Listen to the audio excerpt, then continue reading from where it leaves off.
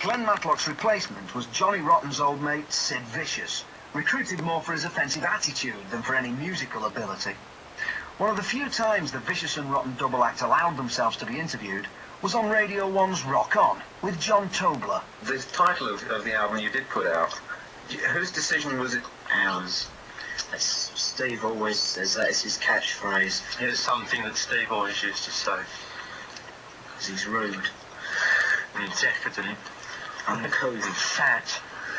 Very fat. Oh, but he's not here to defend himself. He couldn't defend himself even if he was the ignorant slob. We hate him. We plot against him every night. And they plot against me as well. Why do they plot against you, Sid? Because they say that I can't play nothing and that I'm stupid.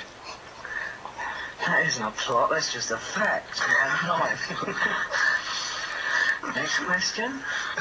A question that's occurred to me is that Malcolm, who I know you hold in great esteem. I hate Malcolm. He was originally a Stones fan. Typical. He was a miserable little artist from the East End with pretensions of being middle class. He's in his house, in his closet in Clapham. He's got this really ridiculous picture of this awful load of scribble, and it's meant to be a chair. He's going, well, you see, every time you go in there, anyway, by the flow there around the chair now. He's trying to be all artistic and impress us, and we were laughing our heads off. What an idiot. It's great. And there's that Vivian squawking away in the corner, sewing things up, babbling away to herself. I hate her as well. Well, why do you put up? Because we like them. They're our friends. Who do you really hate, Sid? Everyone. I hate everyone except myself. Johnny Rotten left the audience at their final concert in San Francisco with a question that's become part of rock mythology. I ever get the feeling you've been cheated? And I didn't mean that just to the audience, because I felt just as cheated as them.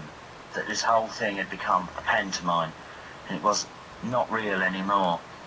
Malcolm, throughout the American tour, was extremely awkward, caused intense difficulties, and behaved very much like a spoilt brat. Without Lydon, the Pistols carried on almost as a caricature, until Sid Vicious, having murdered Nancy Spungen, died of a heroin overdose in February 1979.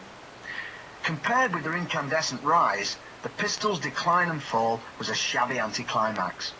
And for Lydon, most of the bands that followed in their wake failed to capture their maverick spirit. What we did was we opened the doors, and so all these endless punk imitators suddenly flooded in and dissipated the whole point of it, because they became clone-like. Now, they totally missed the point that this was all about individual expression and personality. These are the things that count in life, for me. But most of the punk outfits didn't appreciate that at all. They allowed the likes of the Daily Mirror to dictate a uniform. The leather jacket, the safety pin, the torn jeans, the bother boots, the spiky hair, the safety pin.